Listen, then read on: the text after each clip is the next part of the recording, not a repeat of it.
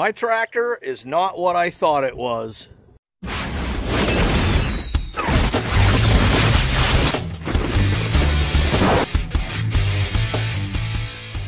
Well, I'm out here getting ready for planting season. Actually, I should say tillage season, because this thing is going to work, and this is the...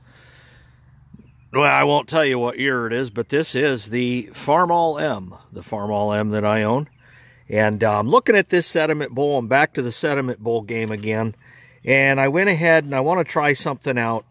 And it is this fuel filter that goes right in the sediment bowl itself. Now, this was recommended by one of my viewers. And they said, go ahead and pick one up and throw it in the bowl and see how it works. And I'm totally an experimental guy, a little on the sciencey side. And I want to try it out and give it the old college try. Take it out of the box now and show you. All right, I'm going to do this one-handed. Shouldn't be hard to do. Really not a lot to it. Yeah, that just fits right up into the where the screen is. We'll see how it works. Let's get that screen out of there and throw it in. Now, if you look in the bottom of that bowl, you can see some, looks like a glob moving around in there. It's actually water.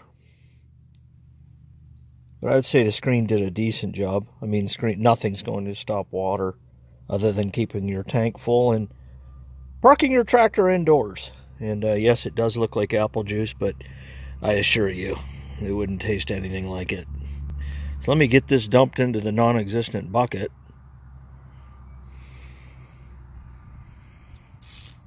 Alright, so that's what I'm replacing today. I'm just going to replace this little screen with this filter. Alright, so that fits right into the top, nice and flush. And you're just going to slam her on home.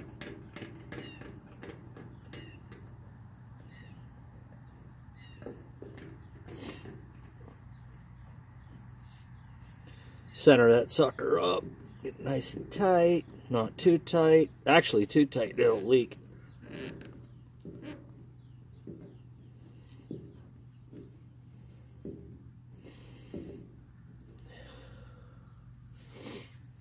I'm going to turn the fuel on, and I should get good fuel flow down through there, and I'm not.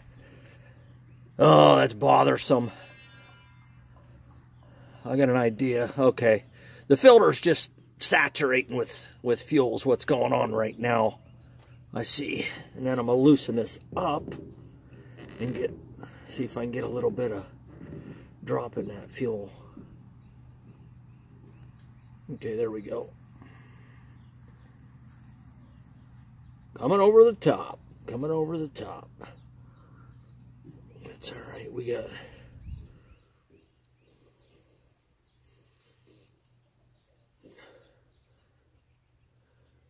crank tight, and I don't see any fuel dripping.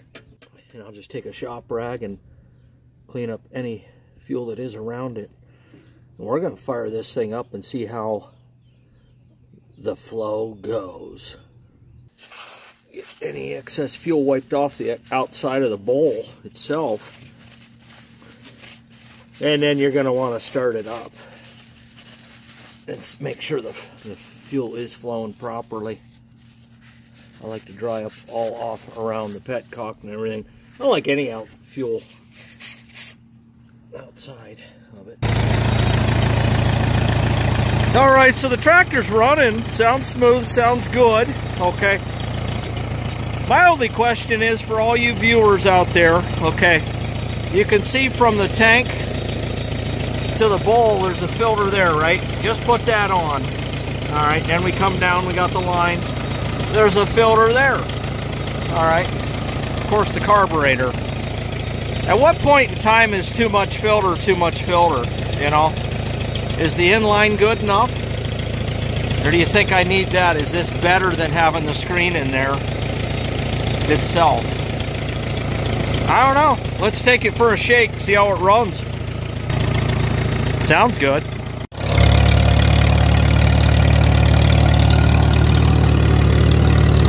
I don't know. I mean, I think it runs pretty good. I mean, we just died. Well, when you're driving along and your Farmall M quits, why wouldn't it quit? It wasn't crimped good enough. So I'm going to strip this down and re-crimp it. We're going to get back on the road. That road. Alright, so I re-crimped that wire on there. We should be good to go. Alright, where I go. Now we can check out how the filter's working. I should say multiple filters.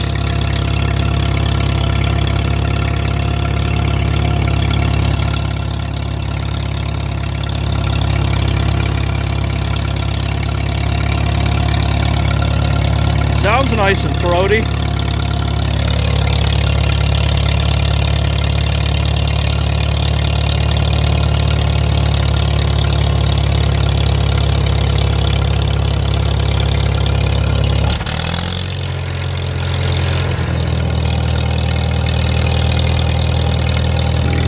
Now I realize there's a difference between just driving a tractor around versus working it under load.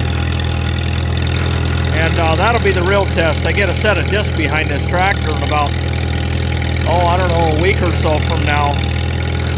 We'll find out a lot about how the double filtration is working or not. It's just an experiment for me, really. I mean, if it works, great. I'll have the purest gas in the county going into that carburetor. If it don't, well, then I go back to Old Faithful. One filter. Leave a comment down below what you think. Think running two's too many? Think some people don't like to run one.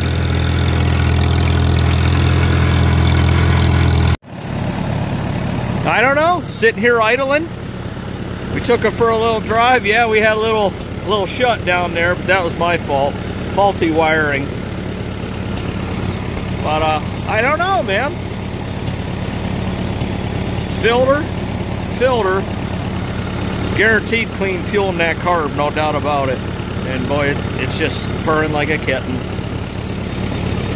But anyways, let me talk to you about how this tractor isn't what I thought it was. So you might remember a couple of videos ago, if you're new to the channel and you didn't see that, check it out. I installed that electronic ignition module on the tractor. But anyways, a couple of the viewers, H Turbo being one of them, said that he recognized those numbers. He says, hey, those numbers are from an engine built in 1945. He says either this engine was swapped out or you got a 1945 tractor. Well, if you look here at the tag,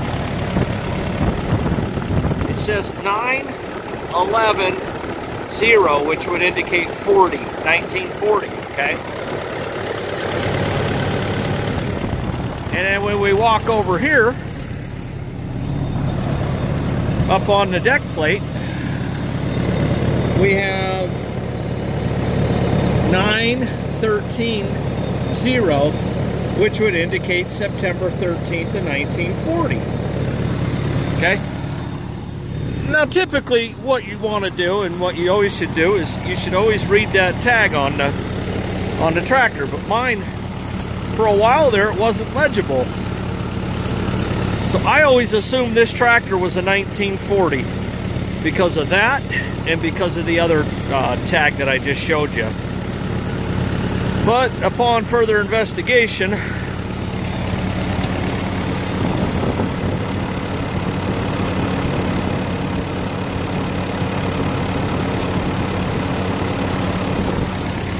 a 1945. That's the original tag. I guarantee that wasn't changed out.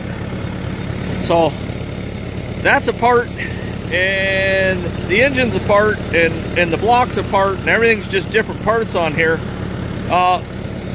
Must have been, they made that deck plate in 1940 along with the engine or engine block. That's the only thing I can come up with, but the tractor itself is a 1945. I thought for years now that this was a 40 based on those two tags.